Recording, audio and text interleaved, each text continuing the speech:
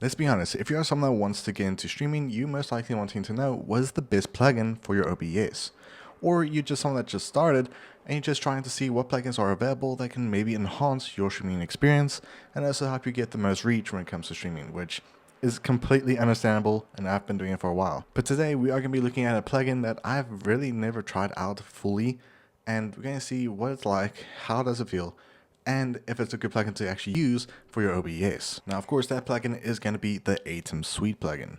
And don't worry, it's actually very straightforward to actually install. What you gotta do is go to the first link in the description. It'll take you straight to the website itself.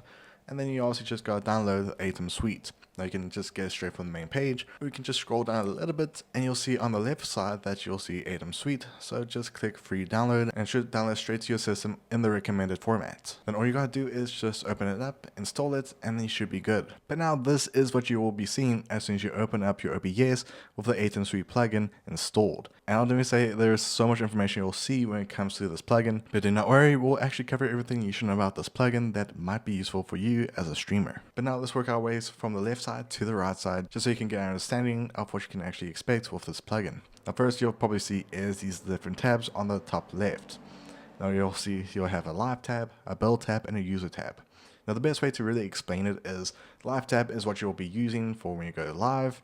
Build tab is where you can actually customize your layouts, your overlays, your scenes, and it's just basically everything to make the scenes better. But do not worry, you can also do that with the live tab as well, which we'll actually explain later. But of course you also have your user, which will basically just show your default OBS setup. Now of course underneath that you'll find your vertical plugin, which obviously will show you your vertical canvas and just some of your scenes, which I'll definitely say will be very useful if you do plan to do vertical streaming. Now underneath that you'll find your live scenes. Now the best way to really describe this is, it's very confusing why they did it this way, but basically it is going to be your different scenery. So let's say you have a scene that you're wanting to use for, let's say, gaming. You can go to gaming if you're wanting to do some screen share, and obviously it just basically allows you to switch to different scenes that you already have. But also at the end of the day, it just allows you to select scenes for your stream. Now of course in the middle you'll have your main canvas, which is obviously going to be very useful to have. But going underneath that, you'll have the following tabs. Now, I did say the activity tab was originally on the right side, but I did move it to a better spot, which I think makes a lot more sense. But you also have your activity tab, which will allow you to see your subscriptions, your latest followers, and just also sometimes your subs. Unfortunately, I can't really see my Kick alerts on this tab, which is a bit of a downside. Now, of course, next to that, you have your audio mixer, which will be in a vertical setup, which, I mean, everyone has their own preference. You can actually do this with your standard OBS, but it can be very useful for some users. Now going to the right side, you'll have your chat. Now, this is where I think the chat will actually work best, because of course it'll show all your chats from different platforms on one main panel, which is one of the main big things I would definitely recommend to have when it comes to multi-streaming. Now, of course, something I do really like is that you can see your live viewers for each platform, which can be terrifying for some users, but it can also give you an insight of how many active users you have on your live stream. Now next to that you have a gear icon, which obviously allow you to customize it to show you your account, show usernames, do badges, and obviously change the font size, but of course it's your own preference of what you're wanting to have activated on this panel. But of course, next to that, you'll have a little plug, which allows you just to connect your Twitch, your YouTube, and also your Kick.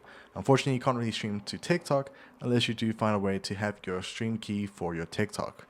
So that is one of the big downsides of the Aitum Suite compared to the other plugins that I've actually used in the past before. But going underneath that, you will find your final panel, which is your stream information. Now with stream information, this is where I think the plugin does win me over a little bit, because let's say I want to just put down one main title that will be shown on Twitch, Kick, and YouTube.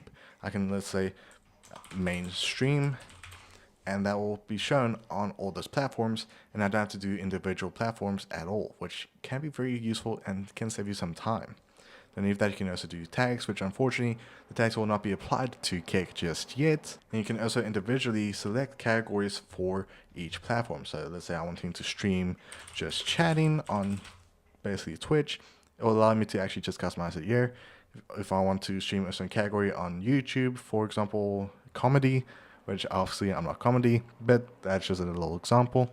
Then on Kick, I want to, let's say, stream maybe Minecraft. You can of course add this category straight to these platforms and can save you a lot of time, and it's just nice that it's all bunched up in this one section. But let's say you're wanting to do individual platforms. You can just go to platforms and you can add more specific information to each platform. So if you're wanting to add a specific title just for Twitch, you can add year, you can do the category, and you can also do the tags.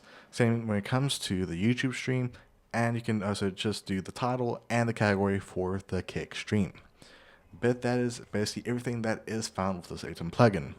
Now, let me say something I will definitely recommend if you are someone that is used to some of the standard OBS settings or panels. I would definitely say go to your docs and just add some of the main panels, such as sources, so it's just more organized for you to set up your stream, and it just feels more natural. But at the end of the day, do I recommend the Aitum plugin?